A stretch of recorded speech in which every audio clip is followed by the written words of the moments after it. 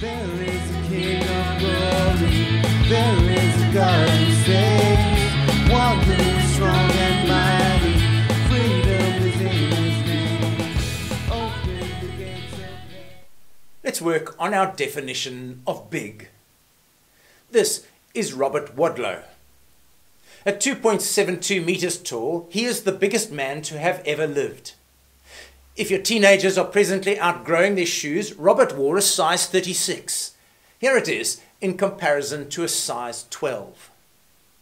Robert Wadlow was big, but in comparison to the Istana Nurul Iman Palace in Brunei, he is tiny. Here it is, reputedly the biggest house in the world. It has 1,788 rooms, 257 bathrooms. Also known as the Light of Faith Palace, its gold domes and vaulted roofs are a combination of Malay and Islamic architecture. Built in 1984, it includes air-conditioned stables for 200 polo ponies, 5 swimming pools, a mosque and a 110-car garage. That's a big house. Compared to the planets, that palace is small. Don't you love this picture? It shows the comparative sizes of the planets in our solar system. There we are, right in the middle. Earth is tiny in comparison to the two giants, Jupiter and Saturn. Even Uranus and Neptune dwarf the Earth. The other tiny little marbles with us are Venus and Mars and Mercury. Mars, much in the news recently, is really quite small. Our solar system is big. But in comparison to the universe, it's tiny. Our universe is big, but in comparison to God, it's tiny. That's what we've been reminded of over the last few weeks. As we've opened Isaiah 40, we've been contemplating the bigness, the greatness of God. Isaiah reminds us that God collects the waters of the earth in a jug. He marks off the spans of the heavens with his hand. He weighs the earth in a scale. The nations are a drop in a bucket to him. Isaiah says that when compared to God, the grand forests of Lebanon are too small to make him an offering. And my own personal favourite, God blows on the rulers of the world to remove them. So get outside more, look up more, do things that remind you of the bigness of God more. Watch the sunrise and the sunset, paddle on the oceans, stand outside in a storm. Count the bugs in a small area of your garden. Marvel at the strelitzia. When the bird lands on the flower and puts some weight on the purpley blue bit, the orange bits open so that the pollen is exposed. Sheer genius. Now today we turn to Isaiah 41. And the central thought in this chapter is not the bigness of God, but we must remember the bigness of God, because then today's central thought is just the most powerful and precious truth that you will ever hear. Which is why I called today's talk, the most precious words that you will ever hear. Isaiah 41 begins with the truth that God orders the affairs of nations. Listen to Isaiah 41 verse 1. It says, "Listen to me in silence, O coastlands. Let the people renew their strength. Let them approach. Then let them speak. Let us together draw near for judgment." So it's a courtroom scene. Verse 2 continues, "Who stirred up one from the east, whom victory meets at every step? He gives up nations before him, so that he tramples kings underfoot. He makes them like dust with his sword, like driven stubble with his bow. He pursues them and passes on safely by paths his feet have not trod. Who has performed and done this, calling the generations from the beginning? I, the Lord, the first, and with the last I am he. The coastlands have seen and are afraid. The ends of the earth tremble. They have drawn near and they come." God stirs up a conquering king from the east, our text says. Commentators don't agree on who that someone is, and the truth is that I have no idea to add to the discussion. But it's not really material, because the idea being communicated is a familiar one. God stirs up kings. God orders the affairs of nations. God is big enough to even control human history. And so we where we do not need to be afraid. You see, as Russia invades the Ukraine and the possibility of World War III looms ever larger, we are afraid. As we contemplate the forces of radical Islam, what if they hijack planes again and fly them into skyscrapers? Well, it's easy to be afraid, isn't it? As Kim Jong-un, supreme leader of North Korea, flexes his muscles and launches missiles, we worry that one day he'll have a bad day and in a grumpy fit of temper unleash his missiles on South Korea. What if the radical economic transformation faction regains control of the ANC and all land is expropriated and wealth nationalised and then looted? What if? It's easy, isn't it, to be afraid? Well, our passage tells us not to fear, because that great God is with his people. Did you hear that? Did you gasp? Did you hear it? Here it is, Isaiah 41 verse 8. But you, Israel, my servant, Jacob, whom I have chosen, the offspring of Abraham, my friend, you whom I took from the ends of the earth and called from its farthest corners, saying to you, you are my servant, I have chosen you and not cast you off. That's a description of the people of God.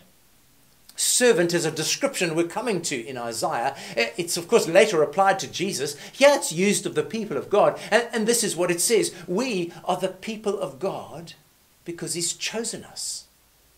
And Jesus includes us with himself in his family. He calls us friends. He calls us brothers. He adopts us as his own. What a thought that is. Before the world was made, God was thinking of you in order to make you his.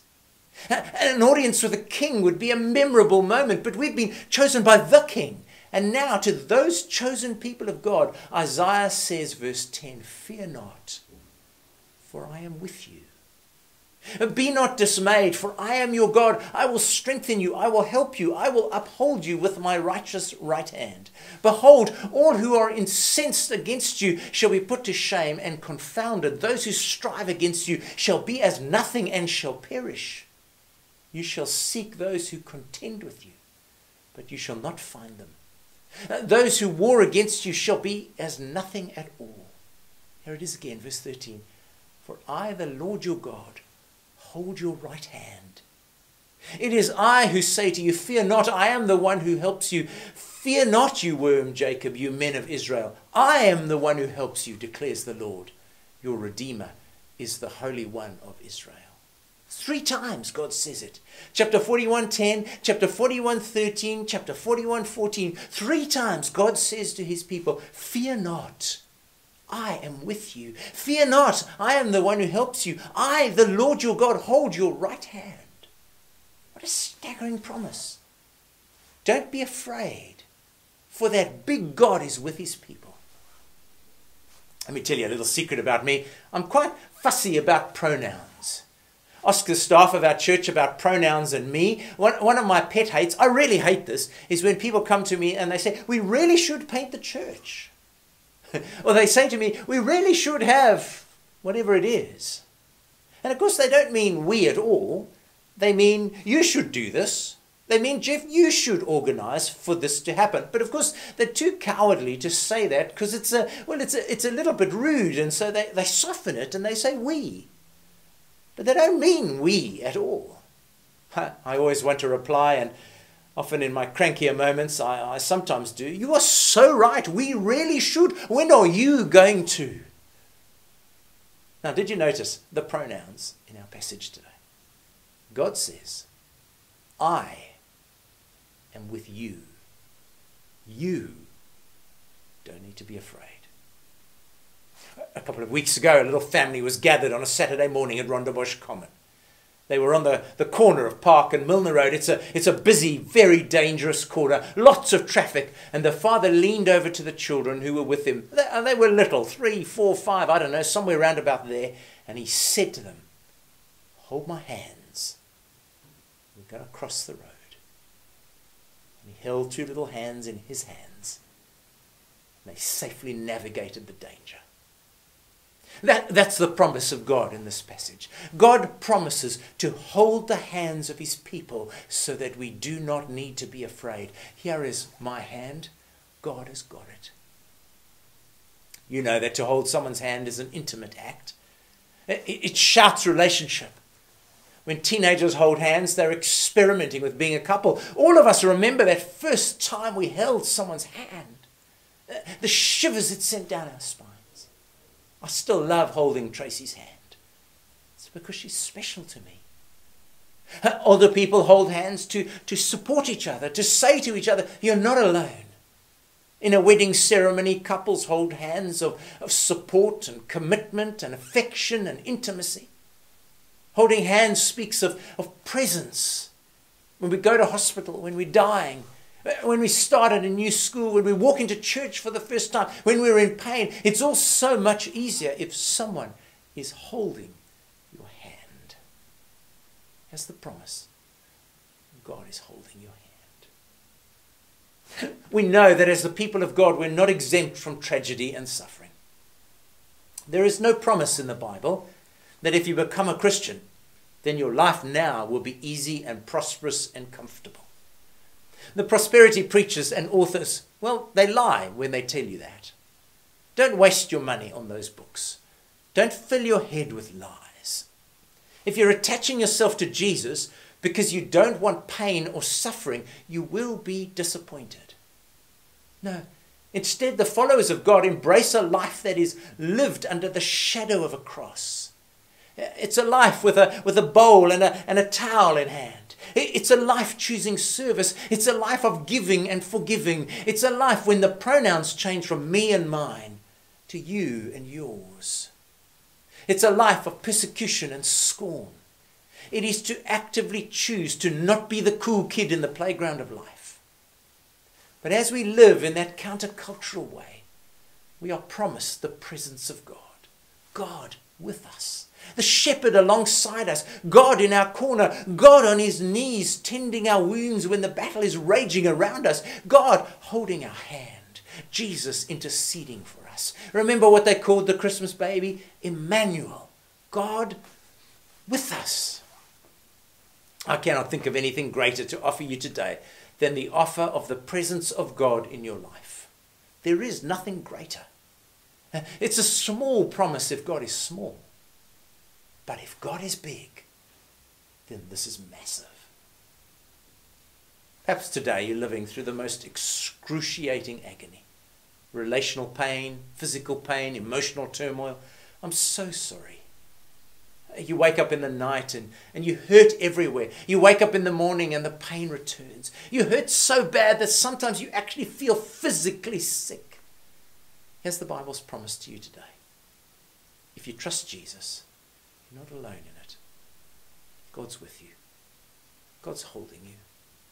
God's carrying you right now, even when it doesn't feel like it. Perhaps today the pain is more like a dull ache.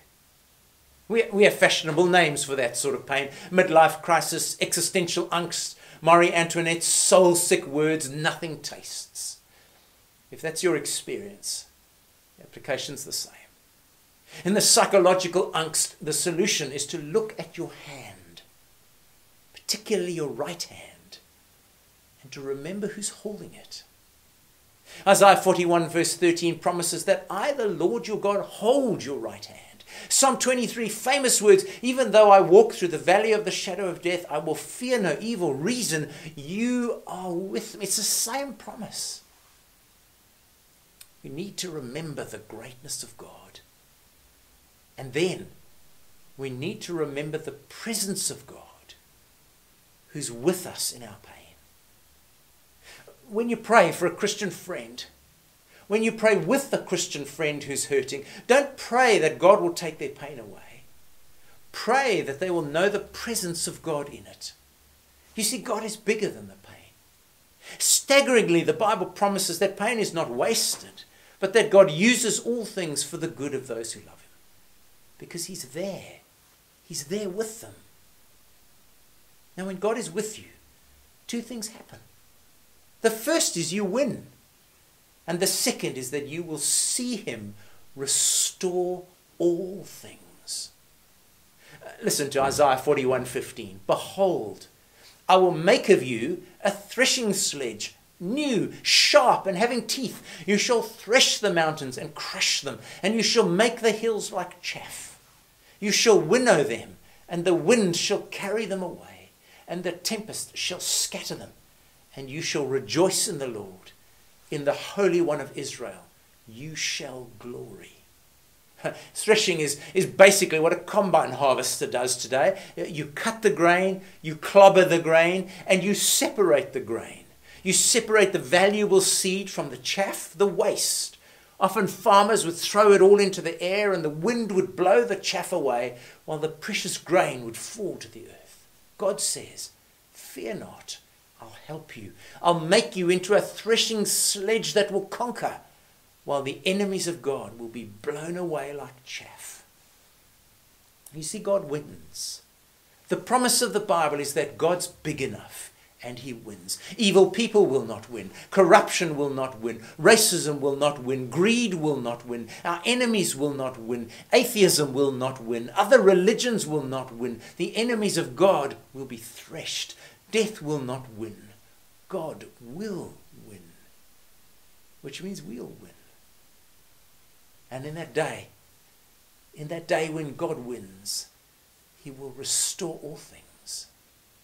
41:17, when the poor and the needy seek water and there's none, and their tongue is parched with thirst, and the Lord will answer them. I, the God of Israel, will not forsake them. I will open rivers on the bare heights and fountains in the midst of the valleys. I'll make the wilderness a pool of water and the dry land springs of water. I'll put in the wilderness the cedar and the acacia and the myrtle and the olive. I'll set in the desert the cypress, the plane and the pine together, that they may see and know, may consider and understand together. The hand of the Lord has done this. The Holy One of Israel has created it. Not long ago, a few years ago, that Cape Town was dry. There we were, showering in a bucket to take the precious water outside for our plants that were wilting in the scorching sun. Our grass was frazzled and everywhere around us became like a desert. We were parched. The land was thirsty. And then the rains came. And the flowers burst out. And the trees grew and there was water and there was life. Recently, hundreds of people gathered at Swakopmund to watch the Swakop River break out into the Atlantic Ocean. And the river flowed last 11 years ago. But the rains have come. When water flows, there's life. And God promises that he will quench the parched tongue. He will open rivers on the bare heights and make fountains in the valleys. The wilderness will have pools of water, and the dry land will have springs. Trees will grow in the desert. God promises that there's coming a day when he will restore everything. And he will do this by the one who says, everyone who drinks of this water will be thirsty again. But whoever drinks of the water that I will give him will never be thirsty again. The water that I will give him will become in them, in him, a spring of water welling up to eternal life. And so we say with that woman at the well, Sir, give me this water so that I will never be thirsty again. Isaiah 41 is a complex passage worth your meditation, with a simple promise for the people of God. God says to us today, I've got it. I've got you. I'm with you. You don't need to be afraid. I will restore all things. So don't be afraid. Don't live afraid. Live with your eyes on the big God. He's the hero of the story of human history, not us. He's bigger than human history. He's big enough to have control over it and control over your life and control over Vladimir Putin. And his bigness doesn't prevent him from seeing you and seeing your personal pain. His plan centers on Christ, who comes so that we win, and one day all things will be restored. I'm looking forward to that day. It's not long now, when the water flows and the trees grow in the deserts. It'll be a day of feasting and a day of celebration. We just have to stay with him. Let's bat for his team. Let's live for this day when we'll see these promises realized. Let's live secure in the knowledge that his hand enfolds our hands. And so we do not need to be afraid. Father, you're the God of immeasurable power. You move the nations. You have chosen your servant. You are with us. You are our God. You will strengthen and you will help us. You will uphold us with your hand. You hold our right hand as you say to us, fear not, I am with you. You've said that you will help us so that we will triumph over our enemies and that we may rejoice in you. You will give us water to drink so that the desert will flourish. You will not forsake us. Instead, you will recreate us. We are grateful. We are your people. Amen. Thanks for joining us today. Thanks for watching with me. I'd be delighted if you sent me a note, make a comment, or send an email. Here are some ways in which you can contact us.